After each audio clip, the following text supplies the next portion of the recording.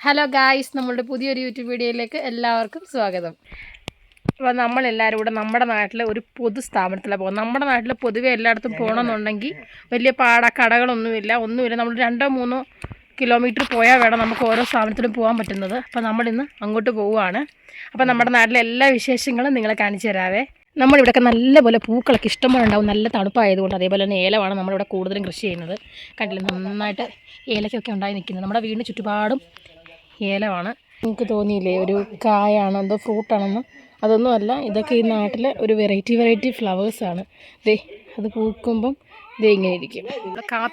കാപ്പി നമ്മൾ ഇത് പഴുത്ത് കഴിയുമ്പോഴാണ് നമ്മൾ ഉണക്കുന്നത്. അപ്പോൾ ഇഷ്ടം പോലെ കാപ്പിക്കുരു ഒക്കെ ഉണ്ട്. നമ്മുടെ നാടിൻ്റെ പ്രത്യേകതയാണ് കുരുമുളക്, ഏലം, കാപ്പി, ഇതൊക്കെയാണ് ഹൈ റേഞ്ചിൽ കൂടുതലായിട്ടുള്ളത്. പൂക്കളൊക്കെ കണ്ടോ, നമ്മുടെ നാട്ടിൽ ഒറ്റ റോസാപ്പൂ, ഒരു ചെടിക്കകത്ത് ഒരു റോസായോ 2 റോസായൊക്കെ ഉള്ളൂ. ഇവിടെ നിറച്ച് റോസാപ്പൂ, നമ്മുടെ വീട്ടിലെ റോസയാണിത്. ഏലക്കയാണ് കണ്ടോ, ഏലക്ക ഉണ്ടായി നിൽക്കുന്നുണ്ടോ, പൂക്കളും കായ്കളും ഒക്കെ ആയിട്ടാണ് നിൽക്കുന്നത്.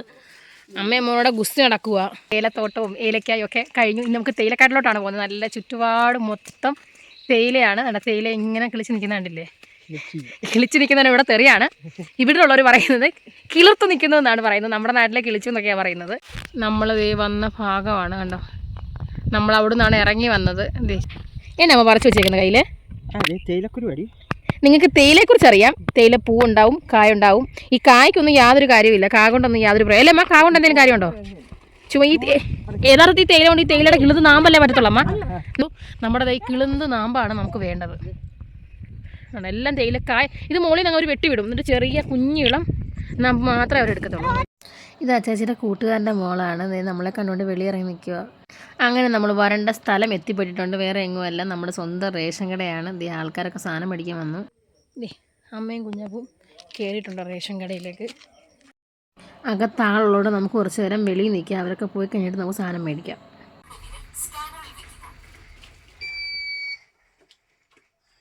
അപ്പോൾ നമുക്ക് എന്തൊക്കെയാണ് കിട്ടിയേക്കുന്നത് നോക്കാം. ചാക്കരിയും അതേപോലെ നമുക്ക് പച്ചരിയുമാണ് കിട്ടിയത്. ഇത്രയും സാധനങ്ങളാണ് നമ്മൾ റേഷൻ കടയിൽ നിന്ന് മേടിച്ചത്. ജയ്സതിൻ്റെ പേരെന്നാണ്? തുരിശ്. നമ്മൾ ഇതിനു വേണ്ടി ഇടുന്നത്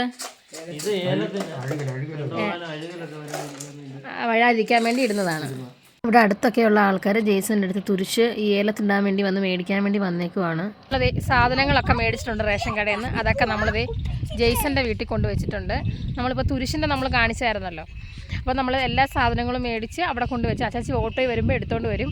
അപ്പോൾ അതേ അമ്മായും കുഞ്ഞാപ്പും ഞങ്ങളെല്ലാം പോവുകയാണത്. മഴ ചാറുന്നുണ്ട്. അപ്പോൾ നിങ്ങൾക്ക് ഞങ്ങളുടെ വീഡിയോ ഇഷ്ടപ്പെട്ടാൽ തീർച്ചയായും സബ്സ്ക്രൈബ് ചെയ്യാൻ മറക്കാതെ ബെൽ ഐക്കൺ അമർത്തുക. Bye bye.